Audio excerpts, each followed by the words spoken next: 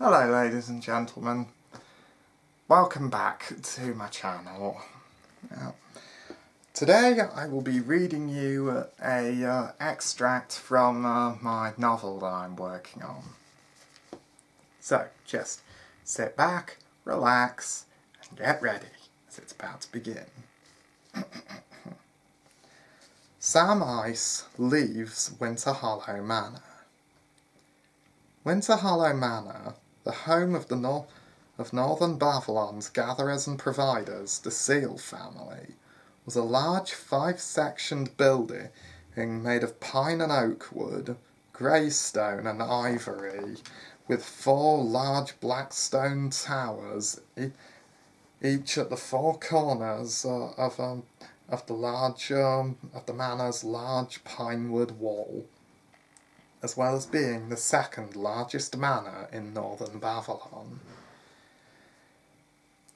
The former lord of the manor and leader of the Seal family faction, now the leader of the Northern Knights Guild, Sir John Shadekiller Seal of Winterhollow Manor, had to come back to Winterhollow Manor after his eldest son and the new lord of Winterhollow Manor and leader of the family faction, Gabriel Seal, had called for him, because they had received word that the Sisterhood of the Fallen Gods had been sighted near the Winterhollow lands.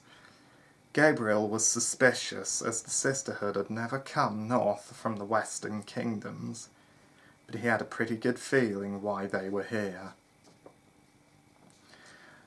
As it is known throughout the 4 kingdoms and the central lands of Bavalon, John has one illegitimate-born child called Sam Ice. He is a product of a forced coupling between him and the evil magess Morgan the Enchantress of Gileadstead. When on business in the Western Kingdoms for the guild leader at the time, Sir Solomon Braveheart Vangar of Icadia, John had been forced to lie with her under a powerful enchantment.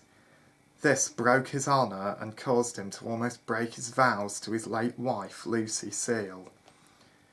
But when Sam was born, John brought him back north to Winterhollow Manor and told Lucy everything, because the rumours had reached her, and they raised him among their own 2 children, Gabriel and later his sister Susanna, as a true son.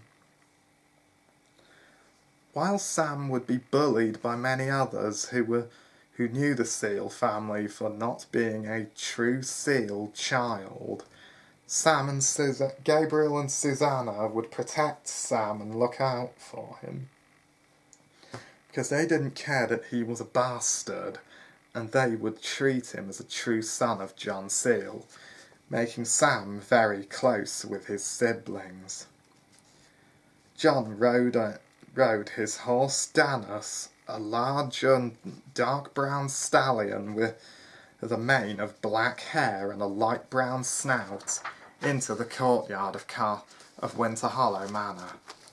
He was tall and muscular, with a thick dark brown beard and hair, light brown eyes, a slightly crooked nose, scars from his many battles, and he was also wearing the custom thick green trousers, blue tunic with the guild sigil of a white gerfalcon on a sky blue background with a dark red border on the chest, red coat with a fur trim, brown boots with black fur around the top, thick leather gauntlets, and a large cloak of dark brown leather that fell down to his ankles, with blackish grey wolf and brown mammoth fur draped over the shoulders and held up by a bright golden chain around the neck, and held at the top left corner of his cloak by a bright golden brooch with the gerfalcon of the north on it,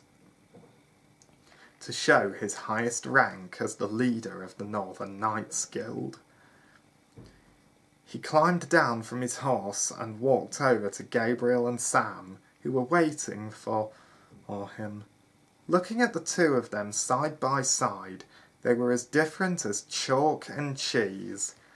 Gabriel was at the age of 21 and resembled their father in almost every way. He was tall and thin, but muscular, with a slightly crooked nose, broad shoulders, hair that was between dark brown and straw blonde, his mother's silvery grey eyes, and a very handsome face, apart from 3 sword-cut scars on his face. Gabriel was also dressed in the colours of their family, dark and light purples with a white rose on a lavender-purple background with a dark purple border on his tunic chest, and wearing his father's old dark brown leather cloak that fell down to his ankles with light grey direwolf and cave lion fur draped over the shoulders, with a golden chain around the neck, and held at the top left corner of his cloak with a golden brooch that had a white rose on it. But Sam, however, was slightly different to their father. He was 20 years old, and his hair was darkish brown and slightly long.